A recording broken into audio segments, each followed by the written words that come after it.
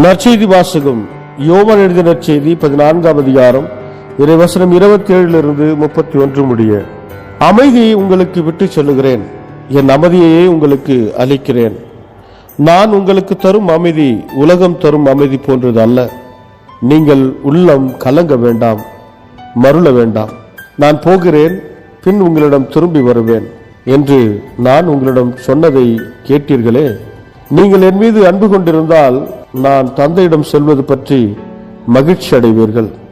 ஏனெனில் தந்தை என்னை விட பெரியவர்.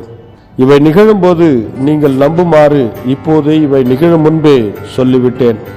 இனி நான் உங்களோடு மிகுதியாக பேசப் போவதில்லை, ஏனெனில் இவ்வுலகின் தலைவன் வந்து கொண்டிருக்கிறான். அவனுக்கு என்மேல் அதிகாரம் இல்லை. ஆனால் நான் தந்தையின் மீது அன்பு கொண்டுள்ளேன் என்பதையும் அவர் எனக்கு கட்டளையிட்டபடி செயல்படுகிறேன் என்பதையும் உலகு தெரிந்து கொள்ள வேண்டும். எழுந்திருங்கள், இங்கிருந்து போவோம். இது கிறிஸ்து வழங்கும் நற்செய்தி. கிறிஸ்துவே உமக்கு புகழ். ಯೋಹಾನ ಅಧ್ಯಾಯ 14 ವಚನ 27 31 ನಾನು ನಿಮಗೆ ಶಾಂತಿಯನ್ನು ನೀಡುತ್ತೇನೆ. ಈ ಲೋಕವು ಕೊಡುವುದಕ್ಕಿಂತ ಭಿನ್ನವಾದ ರೀತಿಯಲ್ಲಿ ನಾನು ನಿಮಗೆ ಶಾಂತಿಯನ್ನು ಕೊಡುತ್ತೇನೆ. ಆದ್ದರಿಂದ ನಿಮ್ಮ ಹೃದಯವು ಕಳವಳಗೊಳ್ಳದಿರಲಿ, ಭಯಪಡಬೇಡಿರಿ. ನಾನು ಹೊರಟು ಹೋಗುತ್ತೇನೆ, ಆದರೆ ನಿಮ್ಮ ಬಳಿಗೆ ಹಿಂತಿರುಗಿ ಬರುತ್ತೇನೆ ಎಂದು ನಾನು ನಿಮಗೆ ಹೇಳಿದ್ದನ್ನು ನೀವು ಕೇಳಿದ್ದೀರಿ. ನೀವು ನನ್ನನ್ನು ಪ್ರೀತಿಸುವವರಾಗಿದ್ದರೆ ನಾನು ತಂದೆಯ ಬಳಿಗೆ ಮರಳಿ ಹೋಗುವುದರ ಬಗ್ಗೆ ಸಂತೋಷ ಪಡುತ್ತಿದ್ದೀರಿ, ಏಕೆಂದರೆ ತಂದೆಯು ನನಗಿಂತಲೂ ದೊಡ್ಡವನು. ಇದು ಸಂಭವಿಸುವುದಕ್ಕಿಂತ ಮೊದಲೇ ನಾನು ನಿಮಗೆ ಇದನ್ನು ಈಗಲೇ ತಿಳಿಸಿದ್ದೇನೆ.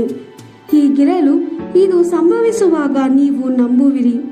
ನಾನು ನಿಮ್ಮೊಂದಿಗೆ ಇನ್ನೂ ಬಹಳ ಹೊತ್ತು ಮಾತಾಡುವುದಿಲ್ಲ. ಈ ಲೋಕದ ಅಧಿಪತಿಯು ಬರುತ್ತಿದ್ದಾನೆ. ಅವನಿಗೆ ನನ್ನ ಮೇಲೆ ಯಾವ ಅಧಿಕಾರವೂ ಇಲ್ಲ. ಆದರೆ ನಾನು ತಂದೆಯನ್ನು ಪ್ರೀತಿಸುತ್ತೇನೆ ಎಂಬುದನ್ನು ಈ ಲೋಕವು ತಿಳಿದುಕೊಳ್ಳಬೇಕು. ಆದ್ದರಿಂದ ತಂದೆಯು ನನಗೆ ಹೇಳಿರುವುದನ್ನೇ ನಾನು ಮಾಡುತ್ತೇನೆ. ಬನ್ನಿ, ನಾವು ಇಲ್ಲಿಂದ ಹೋಗೋಣ. ದೇವರ ವಾಕ್ಯವಿದು. ದೇವರಿಗೆ ಕೃತಜ್ಞತೆ ಸಲ್ಲಲಿ. Gospel according to John chapter 14 verse 27 to 31.